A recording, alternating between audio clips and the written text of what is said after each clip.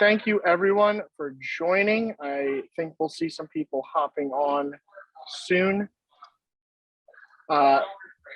We are so proud to have gone through 5 weeks of parents exposing the culture wars in the classroom.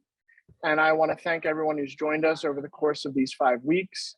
Today we have Dr. Jay Green with the Heritage Foundation, and then Paulette Habersetzer. Yes. And Christy with, sorry, what school did you start? The Academy of Snohomish. The Academy of Snohomish. Great.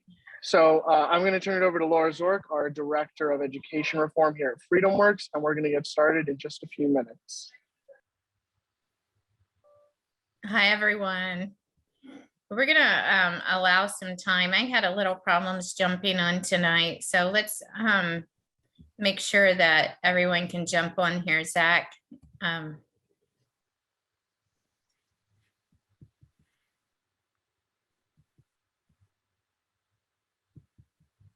So we'll just give us a few minutes here. This is our 5th week. I'm very excited to be hosting this discussion with these 3 individuals, because over the last 4 weeks, we talked about social and emotional learning. We talked about comprehensive sex ed, all the way to Title IX, into what are our parental rights in education.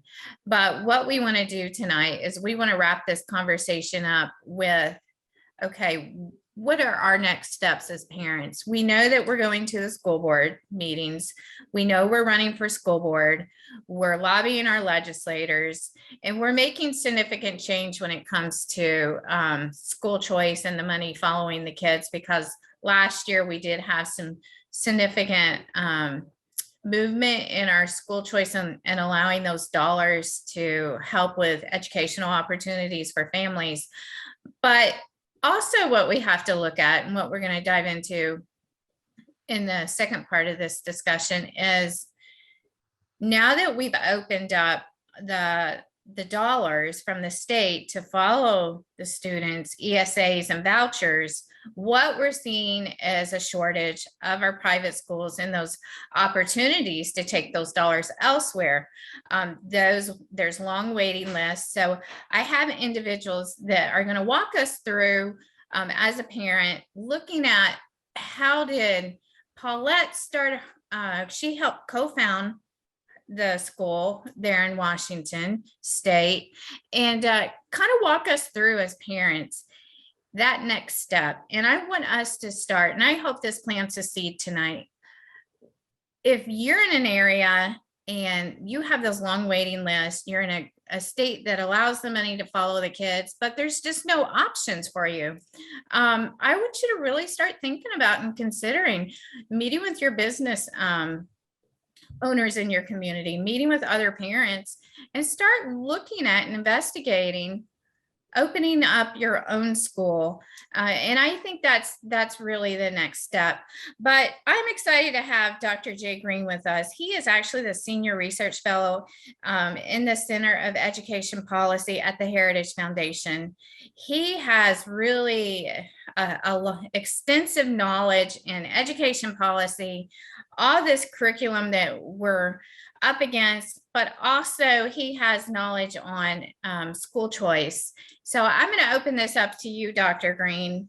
Let's discuss what's going on right now in education, and why are we seeing this rise in school choice? Well, look, education really should be understood as an extension of parenting. It's just part of what families do to raise their children to be the kinds of adults they want them to be, to hold the kinds of values they have, that they wish them to have appropriate skills for leading a productive adult life, and to be engaged in the community and political life as is appropriate. And this has been going on for all of human history.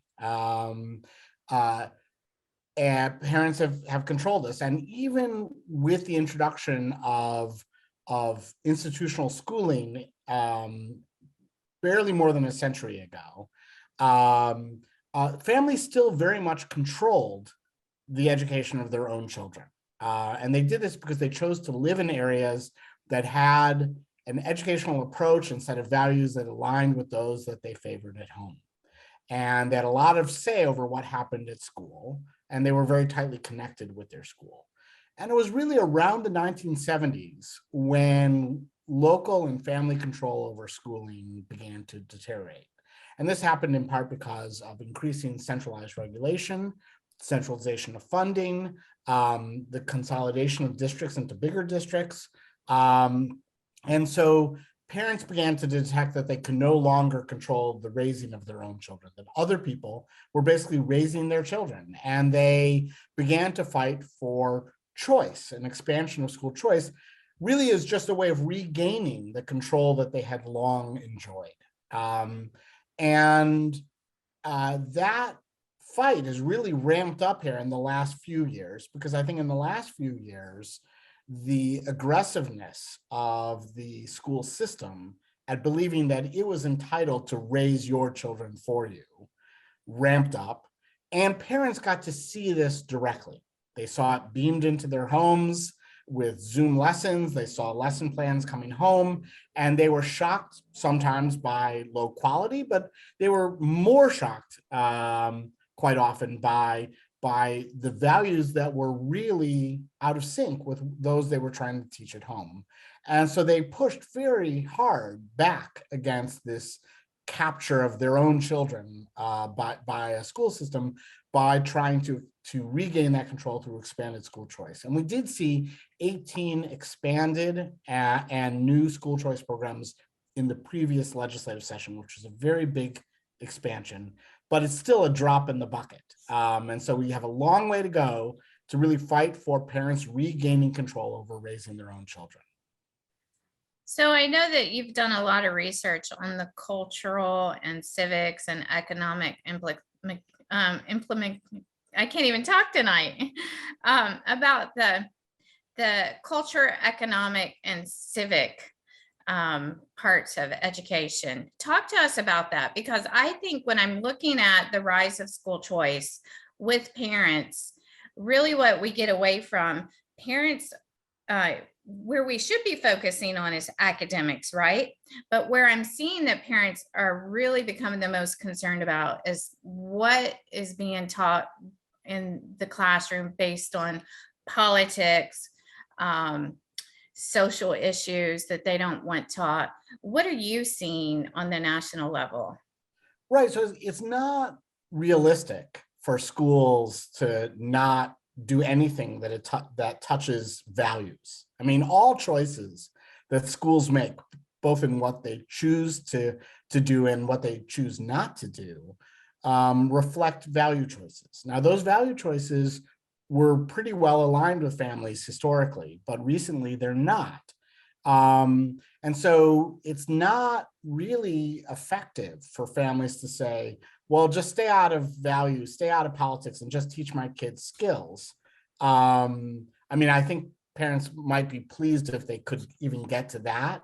But that's not really quite right, because the truth is you still want values taught to your kids. Now, you want to do that yourself, but you also pick a school because you want it to be a partner with you and at a minimum, not undermine you in trying to raise your own children. And frankly, I mean, if I had to choose, I was thinking about this. I think in a lot of places right now, even where there's school choice, the choice is often between a traditional public school where reading instruction is subpar, but the value indoctrination is also moderate because the school is not very good at that either, or a kind of a woke charter school where the reading instruction is good, but the values indoctrination is more extreme.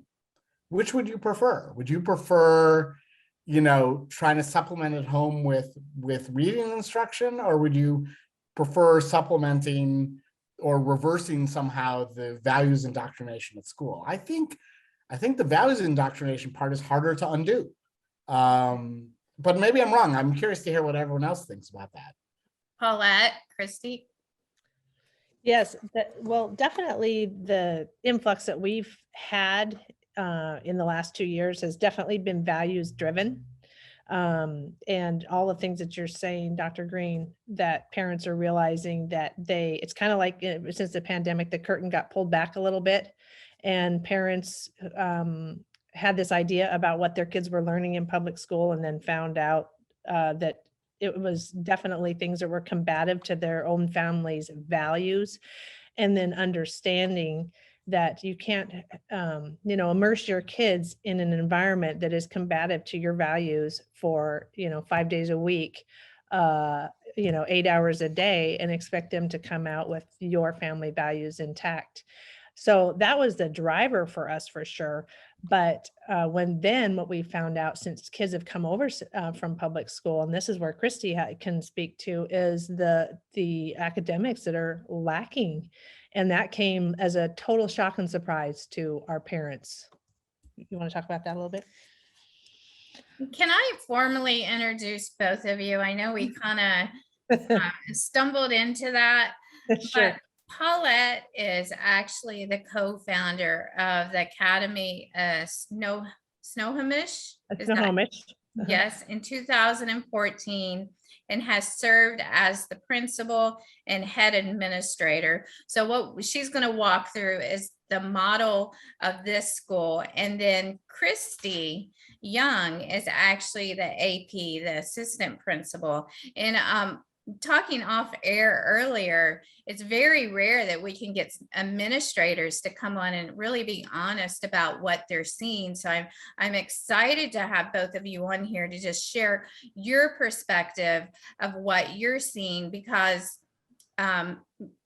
what I'm seeing, Christy, as academics is really, it's fallen way behind. And so as an AP, what are you seeing when families come in, and where are students academically?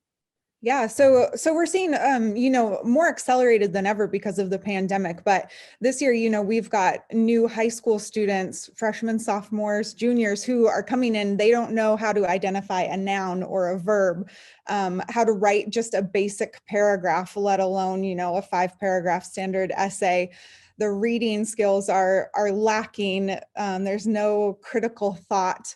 And we almost see, when students come in, when parents bring them in and say, my kid's an honor roll student, they're a fantastic student, we kind of go, oh, they're going to struggle, because they've been able to just kind of float through the system doing the bare minimum. They've never learned how to work. And so the academics, before COVID hit were concerning, but now that we've had kids who have just not had school or any sort of formal education for 2 years, it's just, these kids are a complete train wreck. And we've had to kind of reconcile that with our program, because you take high school students and they're coming in maybe at a 6th or 7th grade level, and then trying to do high school level work. And it's just, it's just a disaster. So let me understand this. You have, and I see this too with my own children. I have 4 children. I have 3 grandchildren. I'm looking at the quality of work, right, that they're expecting from my kids. And it's not at the level it was when my oldest daughter, who's 30 now, it's not the same. So what, am I hearing correctly that these students are coming in, they're thinking that they're A students, but really whenever you put them into these courses, they're really at a 7th and 8th grade level? Yeah, when we have a student that comes in that has been a straight A student or an honor roll student, and then we put them in coursework that is true to their grade level, they don't know how to do it. And it's a combination of things. One of the things is that they are truly just behind in material, but the other thing is that they've never been taught how to learn.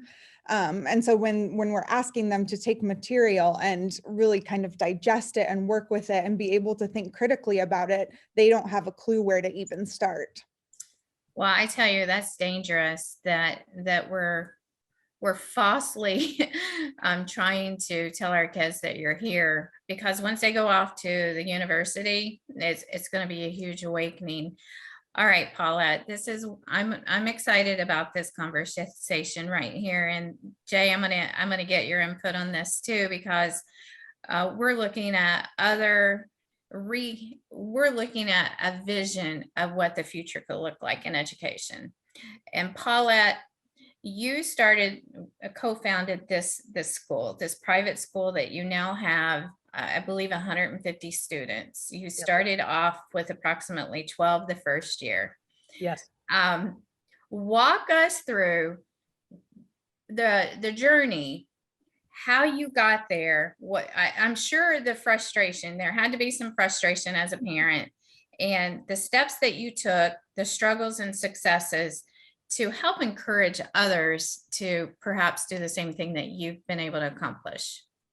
Sure. Yes.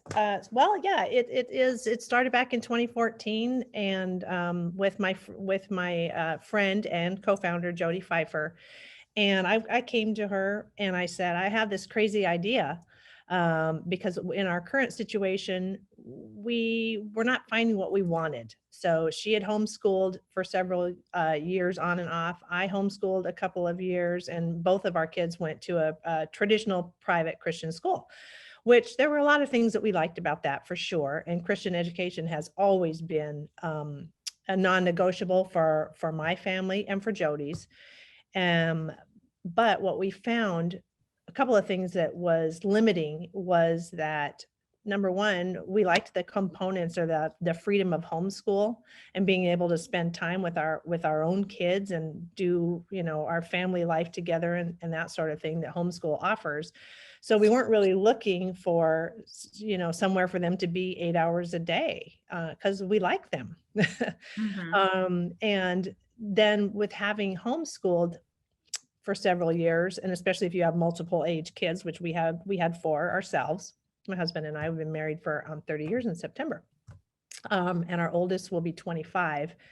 And my youngest is 18, and he'll be graduating here in a couple of months.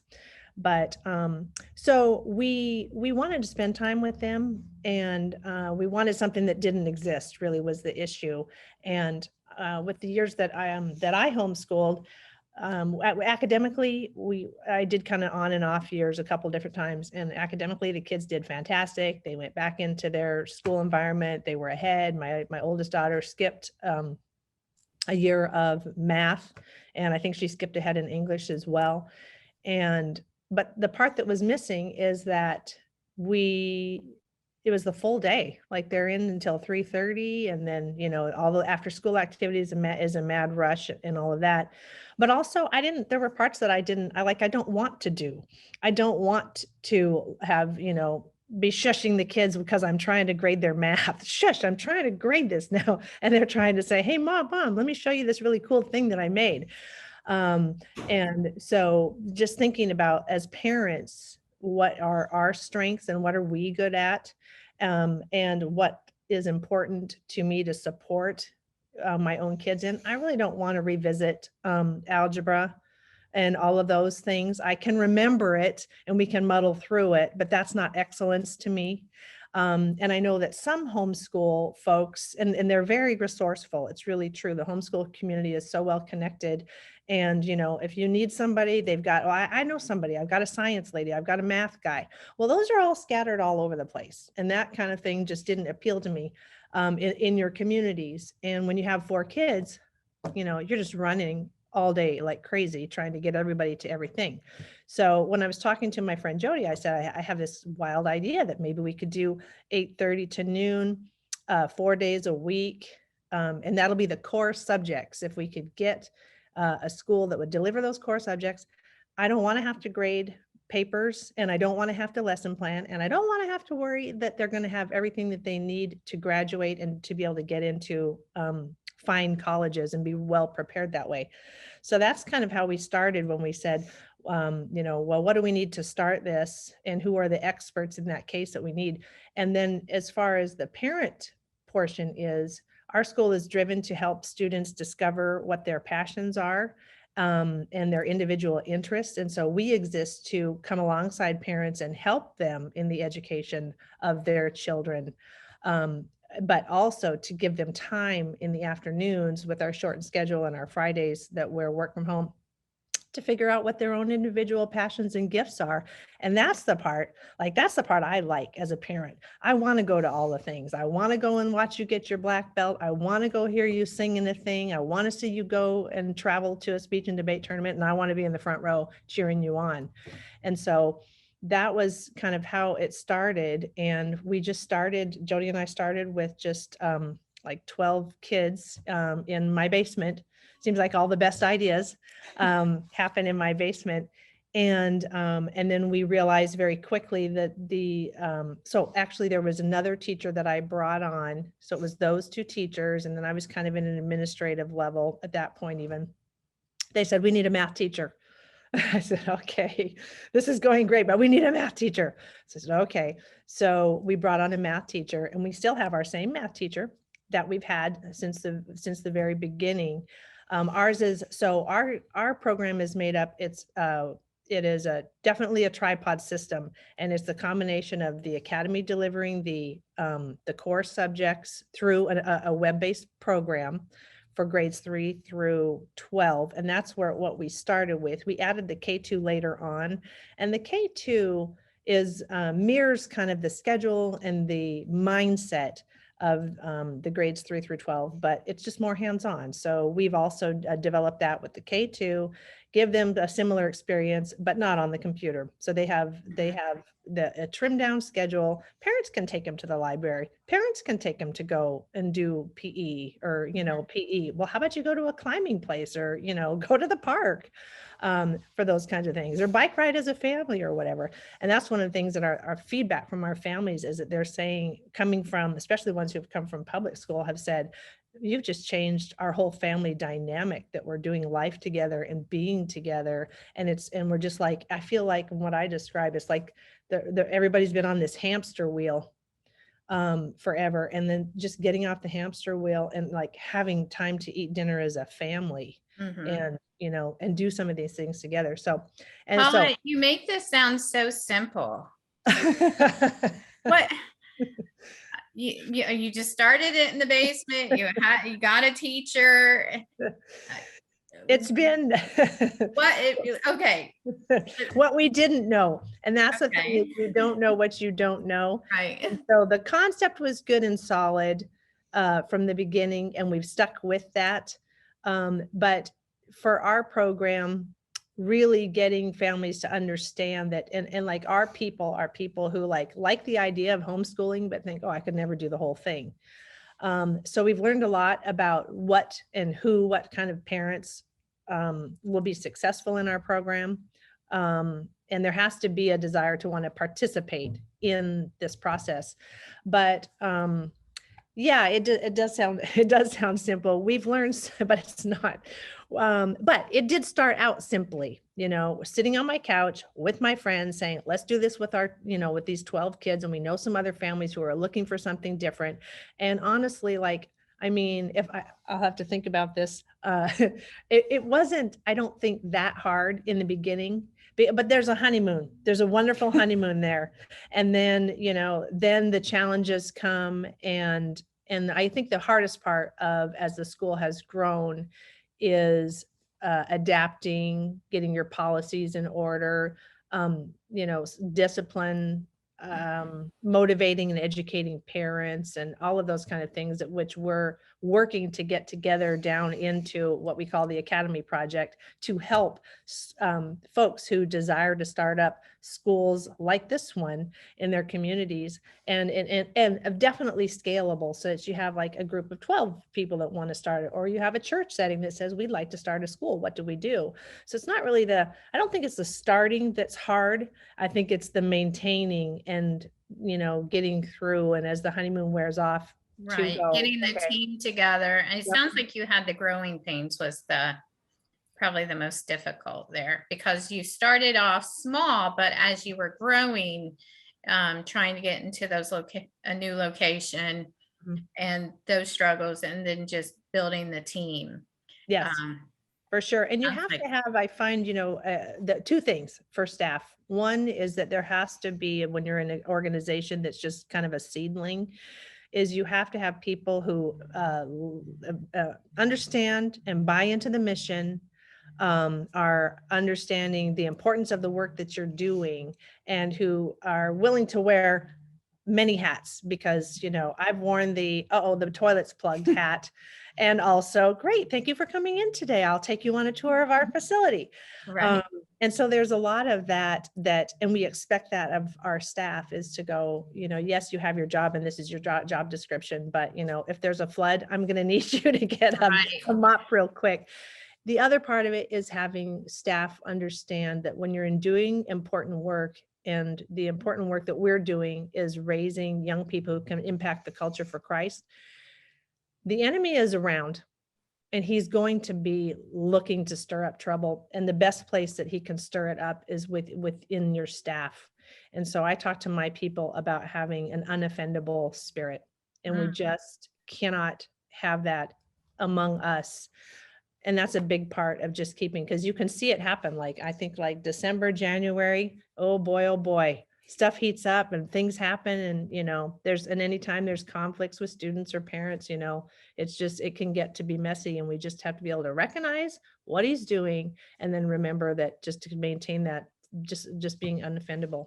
So I'm going to come back to you, both of you, because I want to continue this. It's fascinating, the model of the school. I don't know any other school in the nation that is like this one.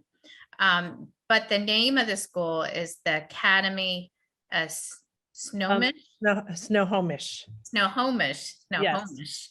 And you're located in Snohomish, Washington. Oh, how original, right? Yes. And you were looking at, can I say, you're looking at branching out into other areas? And if individuals want to know more about your school, can you give us your website? Sure. Yes, it is www.theacademywa.com. Okay. And I'll have Zach put that in there in our chat, because I want individuals to really look at this, because we're talking about, this is the question for you, Dr. Green. As we look at school choice, we think of school choice as public magnet schools, public charter schools, homeschooling, but there are so many things that we're not even thinking about. So kind of walk us through, what are some other school choice options that we're not really talking about, and we need to be talking about that? Sure. So private school choice comes in a variety of different forms. Now, private school choice means public funds are used to help subsidize or completely pay for a child attending a private school instead of a neighborhood public school. And sometimes this is done through a voucher. This is a straightforward system where simply the government pays the private school tuition by providing the resources to the parent, and the parent then directs those resources to the school. The problem with vouchers, among other things, is that it sets the price. It's price fixing. It doesn't allow for any price competition. It's just good for one education of any price. And then more recently, there's been a more clever way of approaching this that's called education savings accounts, or ESAs. And education savings accounts put a pot of money from the public into an account for each child. It's usually some percentage of the amount that is spent on that child in the traditional system, something like 80% of what is spent on that. So the public schools keep a cut, but the ESA gets the remainder of what would be spent on that child. And then the parents can use those funds in any way they want to help the education of their child. So they can mix and match, purchase a software, purchase hardware, computer, they can purchase a tutor, and they can pay a tuition. And they can combine any of those up to the dollar amount, and any amount they don't spend is often able to roll over for the future, and eventually for college is often an arrangement for that. So that's a very efficient arrangement because it allows for price competition among providers, and it also allows parents to cobble together the entire educational package they want, and not just a private school tuition. And those are private school options. Now, there are public school options, like charter schools are public schools that are operated independently of traditional public school districts. They're often privately operated, but they are public schools and publicly funded. They're more heavily regulated as public schools, and they are forced to be secular, unlike private schools. And then, as you mentioned, there are choices within traditional public systems, like magnet schools within a district, or sometimes some sort of non-residential assignment within districts. Now, those types of choices might allow families to get a kind of school they want, like Bronx Science, which might specialize in a certain topic that they like or have a reputation for academic excellence. Those schools often have a test-in requirement. Unlike virtually any private or charter schools, public schools actually can have test requirements for entry in their public choice. But the other problem with this system of choice within public systems is the money still all goes to the same place. So you might think of it like McDonald's choice. You can have anything on the menu you like. You can have, since it's Lent, you can have, filet of fish, if that's what you prefer. And that's nice that you have an option in the menu, but the money all goes to McDonald's. And so competition for improving quality doesn't really occur because there's no financial pressure associated with choice within the public system. Right. So Paulette, when we're looking at when you started the school, did your students have access to any of the funding, or was it self-financed, the families Yeah, in Washington? from the beginning, it's always been self-funded. It's the parents, it's private pay tuition. And we haven't had, and this is something just even thinking about a startup that we actually we were under a church as far as our governance, but our financial standings we were on our own, and we've been on our own since day one, that it's been 100% supported by tuition. And it just started with those 12 students. But I think that's encouraging when we're looking at, because I know we have quite a few individuals on the webinar right now that have talked to me about how do I start a school? I want to start a school. The need is in my community.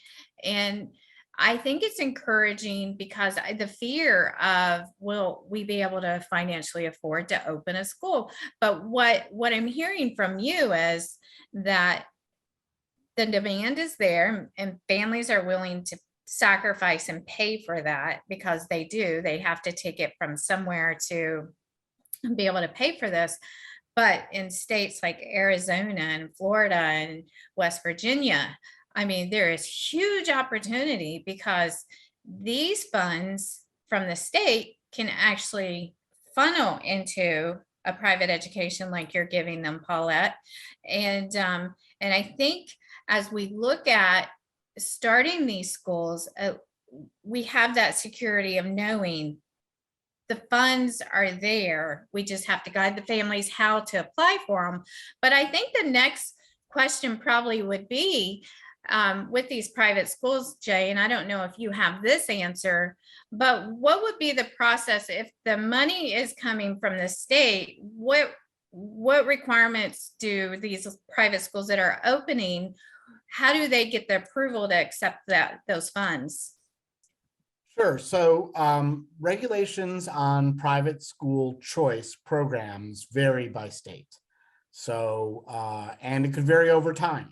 And so the price of liberty is eternal vigilance, right? There's no alternative but to to make sure that the basic freedoms that we'd like to see in families raising their own children by being able to choose a private school are not compromised by imposing unreasonable regulations on the operation of those private schools.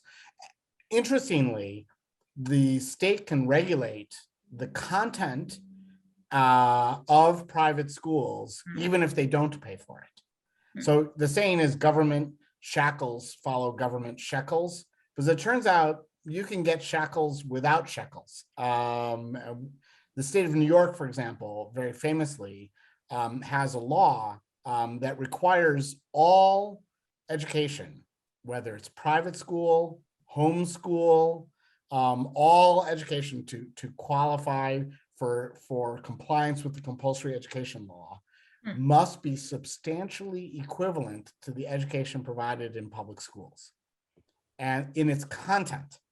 Now, this has been a very serious problem for schools that have a pedagogical approach that is very different from traditional public schools. And by the way, it's not as if traditional public schools in New York are doing great, but that doesn't matter.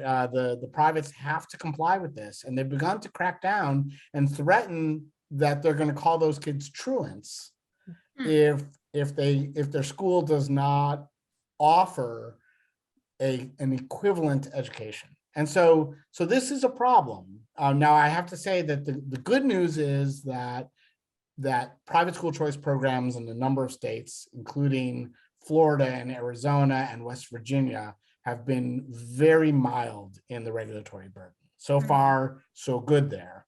But the danger is always out there. And there are other states like Louisiana where they have a voucher program, but it's very heavily regulated.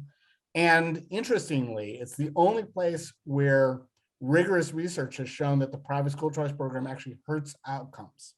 The kids do worse, and they do worse because the program is so heavily regulated that the private schools are both selected to be bad schools. They're the only ones willing to put up with all that nonsense, are the ones desperate for cash. Those aren't the best ones. And then also it makes them do worse because they have to comply with a lot of burdensome regulation. So you can see examples of where regulation really can harm private school choice. But so far in most private school choice programs around the country, the regulation has been reasonable. Have you, from your experience, Jay, or Dr. Green? That's okay. Sorry, we're friends here. Okay. Yeah.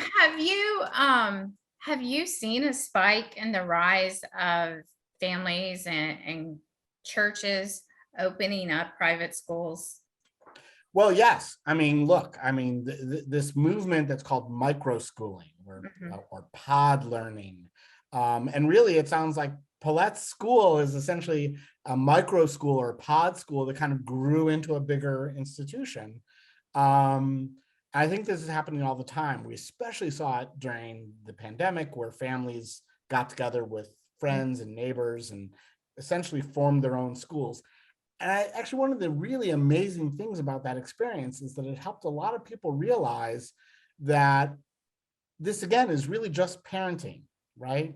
It's just part of what you do to raise your children. And it's efficient to hire someone to do this for you, just like it's efficient for me to hire someone to change my oil. You know, they do it a lot better than I can. But it doesn't mean I can't change my oil. I'm just bad at it. So some people want to contract with someone to help educate their kid, but the truth is families can get together and do this, and there's no economy of scale. If anything, there are diseconomies of scale in education, because this is really a human activity that involves creating relationships and connections that motivate children to acquire knowledge and values.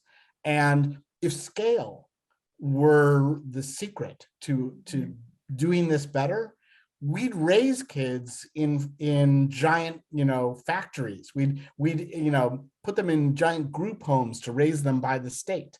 But we don't. They're born in families and they get raised in families, because despite the fact that it does involve more adult humans for each child, that's actually good for the children, right? That raises them better.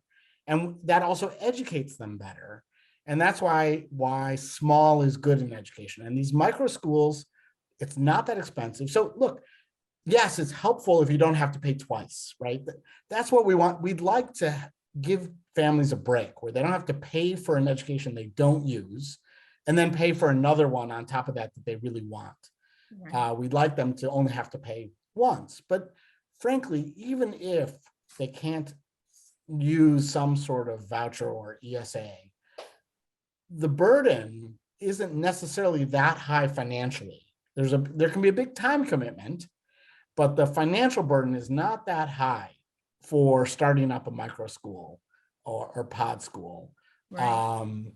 And so this is accessible to families that decide they want to make the time and energy commitment to do this. Well, here's what's fascinating to me is the fact I don't know if it's fascinating, discouraging, but an area of opportunity. We can talk about gender identity, we can talk about social and emotional learning, we can talk about CRT, and we will have the floodgates on a webinar like this. But the moment that we start talking about educational freedom and school choice, the interest just does not seem to be there. How do we inspire and get those? We're planting the seeds tonight, but how do we water them so it grows out so others can really understand what we're dealing with in our educational systems, with the culture wars, with the quality of education declining? The true answer to providing our kids a quality education with all this biased curriculum is what Paulette has accomplished there in Washington and all over the country. We have these little schools that are popping up. But how do we get that message out there? Because it seems that once we start talking about school choice, it's almost like white noise. We've been talking about school choice for so long. Nobody's really paying attention to it anymore. So I just to jump in, I think the problem is that people are not motivated by abstractions. They're motivated by concrete things.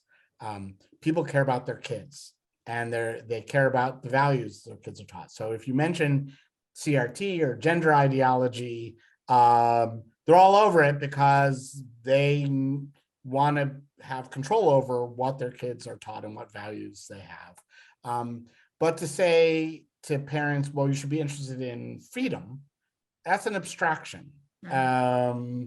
Yes, people are for it, but they don't really know what that means. And it's very hard to motivate people for an abstraction.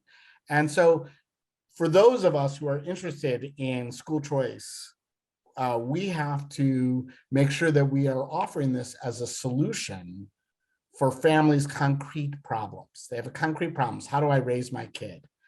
How do I raise my kid in a way that I think is reasonable for our family? And we have to be able to say, we have a solution for you. We have a way to help you do that. And then it connects to their concrete interests. But if we say you should support school choice because liberty is good, or you should do it because of equity, some people have choices and some people don't, it's not fair. Or we could say justice demands it because some people, can purchase it and some people can't, and justice requires that we make it available to all.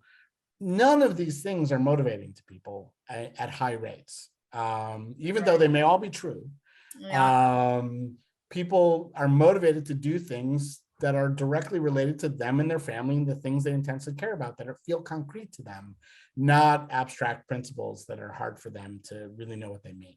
Right. And so I'm gonna wrap up here with one more question, then we're gonna open it up to individuals that have specific questions. So if you have a question, I need you to raise your hand and we definitely will get to you. But and moving forward as partners and parents, how do you see the future of all of us being able to work together in improving the quality of education that's being offered right now? And I'll start with you, Paulette and Christy, and then I'll wrap it up with Jay, and then we'll go to our attendees.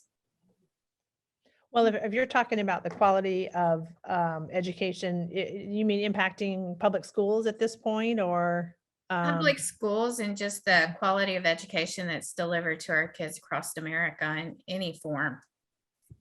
Yeah, I think at this point you can't partner with public schools anymore. It's too far gone. You know, in the past years, kind of before we had CRT and in Washington State, comprehensive sex ed and these sorts of things, everything was kind of being driven toward passing a test at the end of the year. But in addition to that, we have so many students in these classrooms that have, you know, severe behavioral issues that teachers, you know, their hands are completely tied. They're basically just trying to get through the day, keeping everybody alive by the end of the day. And so the education was already severely lacking. And then you add in all of these extra things that, you know, you should be horrified that any children are, you know, are learning about at the ages that they are.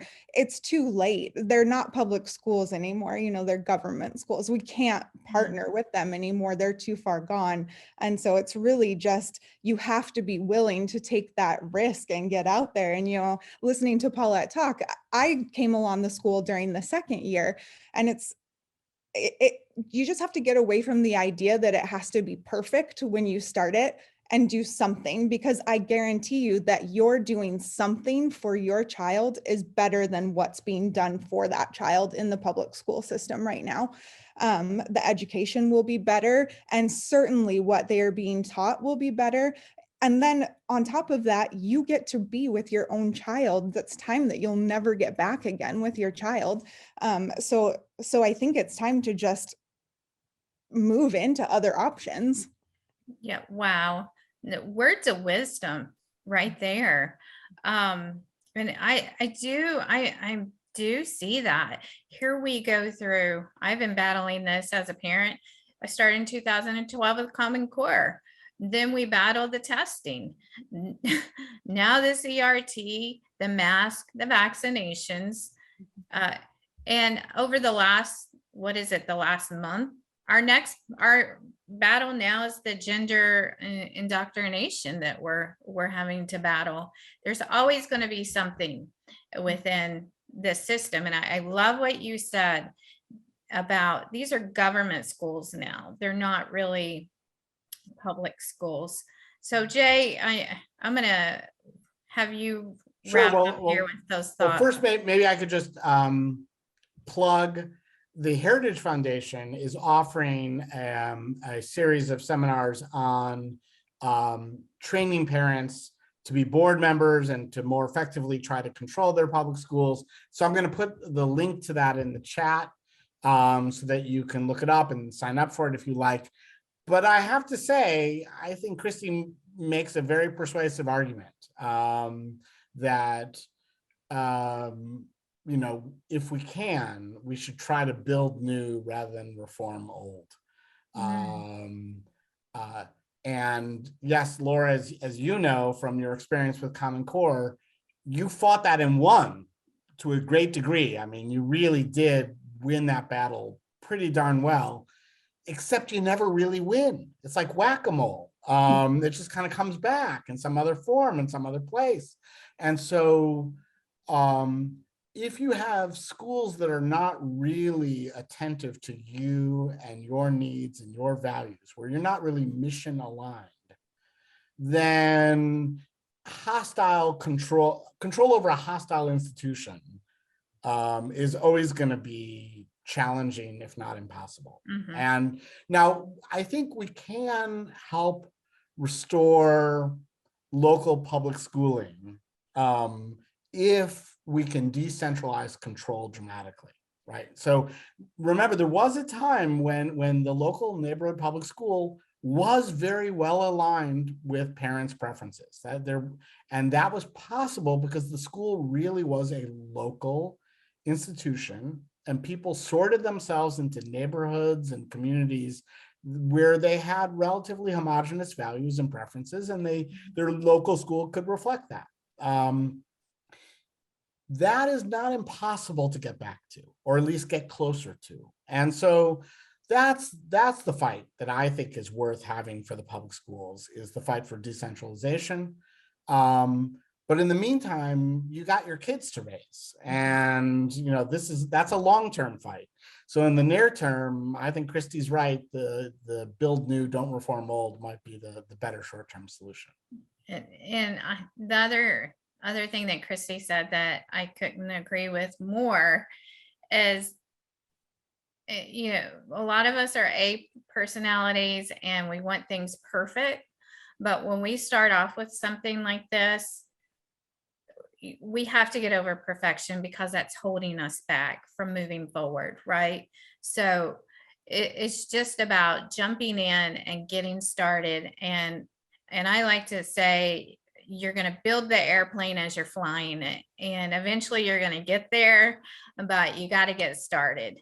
And so I hope that this conversation has encouraged everyone at some alternatives and how we can move forward as a nation, as parents, and work together to have these alternatives. But I do see a hand up. Richard, how are you, Richard? Yes, thank you. I have a question for Dr. Green. Okay. Dr. Green, have you written any books that would reflect a lot of what you've discussed here tonight? So yes, I've written a lot of things. So I'm not sure if there's a one-stop shopping that I can offer you. Let me see. So, my first book was a book called Education Myths. I think that might be a handy place to start, which goes through a number of claims that the evidence actually don't support. But that book's getting a little old. So some of the facts in it are a little out of date. And then you can go to the Heritage website. There's a page, and it has things I've been writing all listed there and hyperlinked, and they're free. So that'd be the other place I would suggest that you go to is the Heritage website. And then I have a page, and on the page they have links to things that I write. Perfect. Thank you very much. Yeah, sure thing. Okay. I have a question here that was texted to me. So Paulette, as we're looking at opening, as a family that was looking at opening a school together, what were some of those initial startup costs that you had? Well, the biggest thing is a facility. That's going to be the challenge, is finding a place that is affordable for you to start your school. And then the second thing is staff salaries, but also if it, in your network of people that you have, you can find folks. Like Christy started out as a parent and she had 3 kids in the school. And so she came on in the K-2. So your own resources, especially of people who are coming over, and we're getting a lot more public school teachers who have just had enough and have come over to the academy even in this last year. And they have a lot to bring, although they weren't with the program and the way that we are setting things up. Certified teachers aren't necessary. It's more qualified facilitators is what you can start with. And with those 2 things, it really wasn't, our startup costs really weren't that much of a big deal. And when you're figuring out your tuition and what, that was the first thing that I looked at, was like, okay, so we've got 12 students, what are people willing to pay? And then what's in my pot here that I can start with? Mm-hmm. So it really wasn't rocket science. It's gotten to be a little more rocket sciencey since we've grown and added more programs and stuff. And with each little kind of wave of growth where we figured out what we're going to build out more, then we have to factor that in. But well, I'm pretty sure that the teachers unions probably don't appreciate the fact that we've recognized that you don't have to be a certified teacher to be a good instructor, right? That's right. Yeah. Oh my goodness. Newsflash. I mean, you don't have to be a certified parent to have children. Right? Oh, yes. True. We're born with experts, right? We're the experts, definitely. But another question that was brought up is, how do you know, because there's so much curriculum out there, how do you know what curriculum to bring into your school? Well, and that's the tricky part too, where we had to figure out what worked for us, and we tried and experimented a bit in both programs. So in the K through 2 of creating what we liked, and in kind of like how homeschool, how do you figure out as a homeschool, you like this thing, I like that thing. We needed for our main reading, language, math, something that was going to be adaptable to an age group of abilities that would be easy for one or two teachers to be able to deliver to a diverse age group of kids. And then as far as for our, on the upper grades, we wanted a web-based program so that we wouldn't have to, that takes care of the lesson planning and all of that. And that we know that was rigorous. We like, for our program, we like Alpha Omega, and we've used the Ignitia program. Although this is something that we learned, we made significant adaptations and changes in the way that we were using it in our school. And that we've learned along the way of what did and didn't work, and how to increase rigor and accountability and that sort of thing. And then as we've gone on and built out more, we've looked at some of the weak spots that were there, and then kind of picked a piece where we built up the math, then we built up the writing, and then we built, we worked at foreign language, and that's just come with each wave of growth that we've been able to do more with it. Okay, well, that's great advice. Looks like we have another question we have a question from Kirsten Hill. Now, Kirsten, I'm going to brag on Kirsten here, and I appreciate you being on and taking the time to join us tonight, Kirsten. She is actually on the Board of Education there in Ohio, and she is definitely a parental rights advocate, and we appreciate everything that she's doing there. But Kirsten, you had a question? Oh, have to unmute.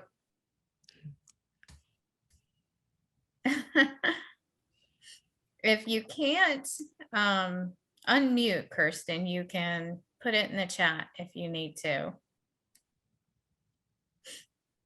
All right. Well, we're okay. Okay. There you go.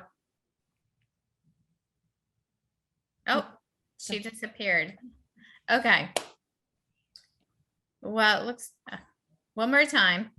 Okay, unmute, Kirsten. There you go. Okay. Can you hear me? Yeah. Okay, good. Apparently there's rules and regulations coming out from the U.S. Department of Education, and I saw a message today from a national charter school organization that it looks like they aim to make it harder, like nearly impossible, for people to set up charter schools or to get the public money, to set up charter schools. I don't know if that's relevant to this group, but I just thought I'd throw that out there since we're talking about differing schools.